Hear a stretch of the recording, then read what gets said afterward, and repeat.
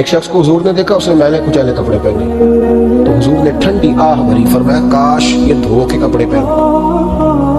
ایک شخص کو دیکھا بال بکھرے ہیں، کنگھی نہیں کی، تو حضور فرمانے لگے کاش یہ کنگھی کر لیتا۔ نفاست پسند آدمی پہ نا بوجھ بنتا ہے۔ جو آدمی، آپ کو پتہ ہے کہ امام شافعی تو فرماتے ہیں جمعے والے دن غسل کرنا واجب ہے، ماتے غسل نہ کرے تو جمعہ ہی نہیں ہوگا۔ اگرچہ ہمارے امام صاحب کے نزدیک سنت ہے۔ یہ سنت کب بنا؟ ایک دن نہ بہت سارے لوگ اپنے اپنے کام سے اٹھے، مسجد میں آ گئے، مسجد نبوی میں۔ کوئی کسان تھا تو کھیت سے اٹھ کے آ گیا، کوئی مزدور تھا تو مزدوری سے اٹھ کے آ گیا۔ تو مسجد میں جب بہت سارے لوگ جمع ہوئے نا، تو بعض لوگوں کو دقت محسوس ہوئی۔ تو رسول کریم علیہ السلام نے فرمایا کتنا ہی اچھا ہو کہ تم جمعے والے دن نہا کے آیا کرو۔ بس وہ صحابہ کا مزاج ہمارے والا نہیں تھا کہ تفصیل بتائیں، حکمت بتائیں، ملے گا کیا، ثواب کتنا، نہ نہائے تو گناہ، یہ کوئی نہیں۔ حضور نے کہا کہ نہا کے آؤ تو کتنا ہی اچھا ہے۔ پھر کسی صحابی نے کبھی بھی بغیر غسل کیے جمعہ ادا ہی نہیں کیا، کسی نے بغیر غسل کے کبھی جمعہ ادا ہی نہیں کیا نا۔ اسلام بڑا خوبصورت دین ہے۔ حضور نے فرمایا جو کچا پیاز کھائے وہ مسجد نہ آئے، پہلے مسواک کرے، دانت صاف کرے، پھر آئے۔ نبی پاک صلی اللہ علیہ وسلم نے فرمایا جو کچی مولی کھائے مسجد نہ آئے۔ مولی کھانا جائز ہے، پیاز کھانا جائز ہے، لیکن منہ سے بدبو آتی۔ نبی پاک علیہ السلام کا ظاہری غسل کیا بات ہے؟ میلاد مبارکہ میں نبی پاک علیہ السلام کی جو چیز بڑی کھول کے واضح آتی ہوتی ہے وہ رسول اللہ کا غسل و جمال ہے۔ آپ کی والدہ، آپ کی والدہ، آپ کی والدہ سیدہ طیبہ طاہرہ حضرت سیدہ آمنہ رضی اللہ تعالیٰ، اماں جی کہتی ہیں کہ میرے محبوب جب میرے بطن اقدس میں آئے تو جو تکالیف عورتوں کو ہوتی ہے مجھے ان میں سے کوئی تکلیف بھی نہیں ہوئی۔ اور اماں جی کہتی ہیں مجھے کبھی کوئی سکل، کوئی بوجھ محسوس نہیں ہوا۔ اور فرماتی ہیں کہ جو ولادت کے وقت لوگوں کو، عورتوں کو تکلیف ہوتی ہے مجھے وہ بھی نہیں ہوئی۔ اور فرماتی ہیں کہ نبی کریم علیہ السلام پیدا ہوئے تو ہمیں حضور علیہ السلام کی ناف کو کاٹنا نہیں پڑا، ناف بریدہ پیدا ہوئی، ختنہ شدہ پیدا ہوئے۔ آپ کو پتہ ہے عورتیں غسل دیتی ہیں بچے کو پیدا ہونے کے بعد، لیکن میرے محبوب نے سجدہ ہی کر لیا پیدا ہوتے ہی، امتی امتی کہتے ہوئے پیدا ہوئے۔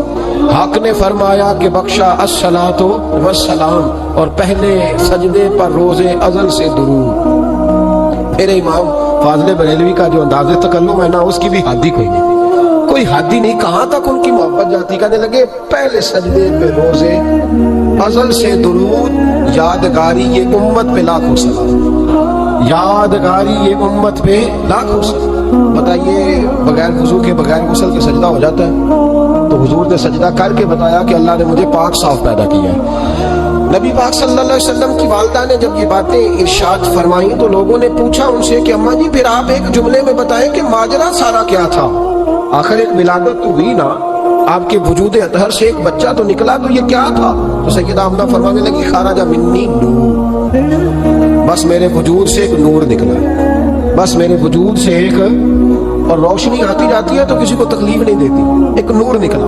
میرے رسول کریم علیہ السلام کو ظاہری حسن بھی کمال دیا، پھر حضور کی نفاست پسندی، صفائی پسندی۔ نبی پاک جب بات کرتے تھے نا تو حضور کے دانتوں سے نور نکلتا ہے، اس کے باوجود حضور ہر وضو کے لیے مسواک کرتے۔ میں نے ہر نماز کے لیے نہیں کہا، میں اپنے لفظوں کا ذمہ دار ہوں۔ کس کے لیے بولے آپ حضرات؟ ہر وضو کے لیے، یعنی اگر نبی پاک نے وضو نماز کے لیے کیا تب بھی مسواک کی، اور اگر قرآن شریف کی تلاوت کے لیے کیا تو پھر بھی مسواک کی، کسی اور موقع کے لیے وضو فرمایا تو پھر بھی مسواک۔ اور سیدہ عائشہ فرماتی ہے جب بھی حضور گھر سے نکلنے لگتے پہلے مسواک فرماتے۔ حالانکہ رسول پاک کے دندان اقدس تو نور والے تھے، ضرورت ہی نہیں تھی، ہماری تعلیم کے لیے نفاست پسندی۔ ایک بات میں نے شروع کرنی ہے پر آپ نے ناراض نہیں ہونا، پہلے باتیں کرنی نہیں بولے ہونا کی ہو جانا ہے، چلو ہو جائے، کوئی گل نہیں، خیر ہو جائے۔ نبی پاک نے بڑی مونچھیں نہیں پسند، مجھے کو اچھی نہیں لگتی۔ ایک بات پوچھتا ہوں آپ سے، یہ درد دل ہے میرا اور صرف سمجھانے کے لیے عرض کرنا ہوں، کوئی تنقید نہیں، اللہ تعالیٰ مجھے نیت کا وضو عطا کرے۔ ایک بات بتانا، اگر بہو کھانا پکا کے لائے اور سالن سے باہر نکل آئے تو پھر اس کا کیا حال ہوتا ہے؟ کئی تو بوڑھے پلیٹ اٹھا کے دیوار میں مارتے ہیں، ایسے ہی ہوتا ہے نا، یہ کیا ہے؟ اور اگر کبھی روٹی سے نکل آئے تو بیوی صاحبہ کا کیا حال ہوتا ہے؟ یہ کوئی طریقہ ہے کھانا پکانے کا؟ اور اللہ تعالیٰ معاف کرے اگر کبھی ہوٹل میں چلے جائیں امیر لوگ 15,000 کا ڈنر کرنے، تو وہاں کسی سالن کی پلیٹ سے بال نکل آئے تو پھر تو پیسے کیا دینے ہیں، پھر تو ان کو اور جرمانہ ہو جاتا ہے۔ یہ سارے بال نکل آئے تو مشکل. اور ویسے بھی جو نفاست ہے نا طبیعت کی, اس پر بوجھ بنتا ہے, بال کھانے میں ہو آٹے میں ہو تو بوجھ بنتا ہے.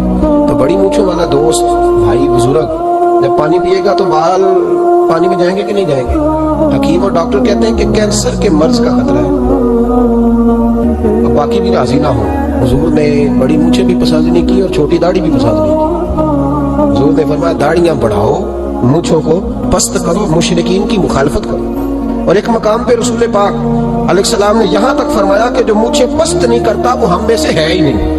اتنے سخت لفظ. ایک صحابی تھے, آپ یقین کریں نا, کئی دفعہ دوستوں کو کہنا پڑتا ہے اور کئی دفعہ نا مجھے محسوس ہوتا ہے کہ یار ہم روز ہی کہتے ہیں, لیکن کہتے پتہ کیوں ہے کہ بوجھ بنتا ہے وہ بندہ جو اس طرح کی تباہ کے ساتھ ہوتا ہے. حضور نے پسند نہیں کیا. ایک شخص نبی پاک کے سامنے آیا, قاضی عبدالدائم دائم صاحب نے لکھا ہے, بڑی خوبصورت بات لکھی ہے. کہنے لگے حضور کے سامنے وہ اکثر آیا کرتا تھا تو مونچھیں بڑی تھی, حالانکہ داڑھی بھی بڑی تھی, مونچھیں بھی بڑی تھی. 2-4 دفعہ حضور نے باتوں تاۃ اللفظ سمجھایا. کچھ بندے نہیں سمجھتے, تاۃ اللفظ سمجھاؤ یا بڑا کھول کھول کے سمجھاؤ پر بات سمجھنے کو تیار نہیں ہوتے. پتہ نہیں کیا ایسا حسن ہے بھئی, جو حسن نبی پاک نے پسند نہیں کیا وہ کبھی حسن ہو سکتا ہے, کبھی خوبصورتی ہو سکتی ہے. وہ کسی کا ذاتی کلچر تو ہو سکتا ہے پر دین کی تہذیب نہیں.